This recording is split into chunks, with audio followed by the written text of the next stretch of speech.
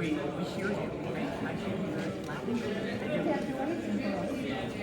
At this moment, we're doing the environmental justice review. That's what we're doing. You said we weren't subject. The case we granted. No, that's. I was answering a question about the specifics of finite regulatory language that applies where, and I was explaining what an effective date is to our legal. What's the effective date for the case become? The effective date for the case. Yes. So what I was trying to explain, which I'm not going to do on video for Charlie, so he could hear the explanation or capture me on video, whichever he prefers. You don't want to explain this on video? Why not?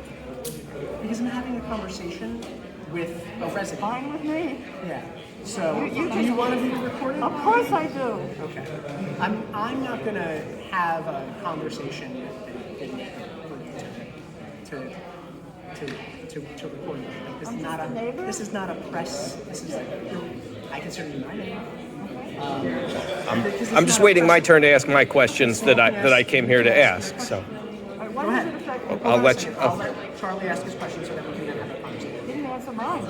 Okay. Well, my question was, why did the DEP wait until March 1st to find CPV?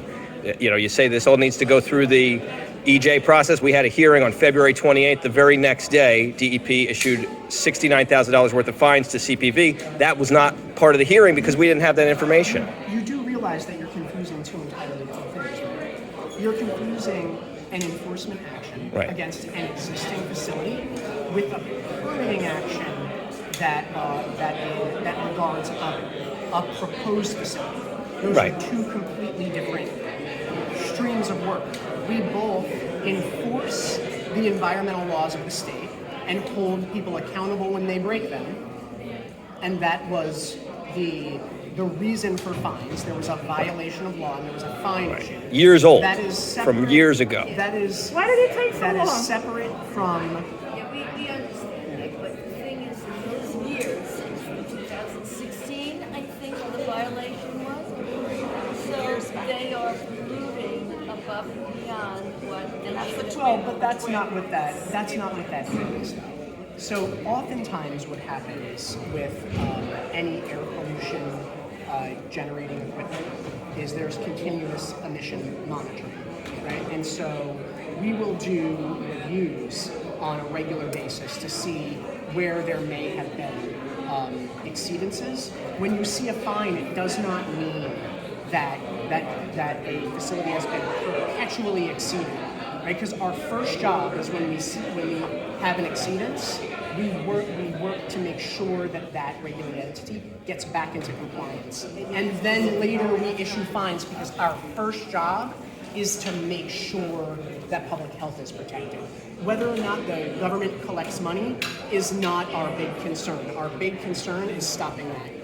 Was it stopped? Was it stopped? The excessive pollution? It was stopped. Yes. What was the date that it was stopped? I don't know the particulars. I need to know, I'm telling I you. have a lung condition. So we can give you the monitoring history on that'd be great. on CPV. So if you wanted to email Candace, we could get that to you. But what I'm trying to explain is that when we are doing emissions monitoring and we note an exceedance, the immediate act is to correct the condition that may have created that, right? And so it is often the case that a fine for that comes later, because our first work is to stop the exceedance. I'd like to know when this exceedance Yeah, all of that is. all of that is public information in the paper. Oh, I've got a lot of public information. Thank you. But why was that not, given to us before the hearing? If it was, some of it was years on. Is that right, Charlie? There were huge delays, and there were hundreds of violations that we came to find out. So that wouldn't have been explanation for us to know. We should be clear about the two independent processes, right? What we're looking at. We are the same company, and this is a new facility right next door. I understand that, but what we try to do is take one issue, enforcement, and do that work of enforcement, like I said, immediately stop and exceedance. And when we're looking permitting, what we're focusing on first and foremost is the likelihood of any new pollution generating facility to cause an unacceptable level of environmental stress in various categories, right? So we're focused in on that. That there was an exceedance over here, it doesn't immediately inform whether or not the design of this thing is protected. So is the new design that different from the old design? It is actually, yeah. And so what we look at in our evaluation process is has the way it's been designed met the most protective standards, and then how much further can we push to be even more protective? And so that's the process we're involved in. Why was that not made public, the violations of the first one? Why was that not made public? Well, it was made public. And what We did not newspaper? find out until after the hearing, Yeah. the day after the hearing. So we couldn't ask those kinds of questions, like the questions I'm asking you. We couldn't ask them. That was not. We're not. Yeah, I understand. So that seems kind of questionable to us. You know? I can Why would we not I find can that out? understand why that. Because then we would have asked those tough questions. Maybe we would have gotten satisfactory answers, but we didn't even have the opportunity. Exactly. Yeah, I understand that. I do. I also wanted to let you know that I personally and a number of people in this audience went and rang hundreds of doorbells in Paisley and Woodbridge, and not one person we spoke to knew about this proposed plant. Most of them, luckily, I speak some Spanish, and I was able to speak to quite a few different neighbors in Spanish, and nobody had heard about this. And you know, the executive order in several places, I have it right here, talks about really going out into the community and going above and beyond to ensure public participation. So the feel of this meeting, where we were sort of left to, it was, I looked at the time, it was 7:57. You left us 3 minutes, and I understand you wanted to hear I from left the you a diversity. whole half hour to talk about CPV specifically. Okay. Right. Never got to I me. looked at it at 57. Same here. Yeah, but we And stayed then a it went whole to- extra half hour on It was one. 22 minutes.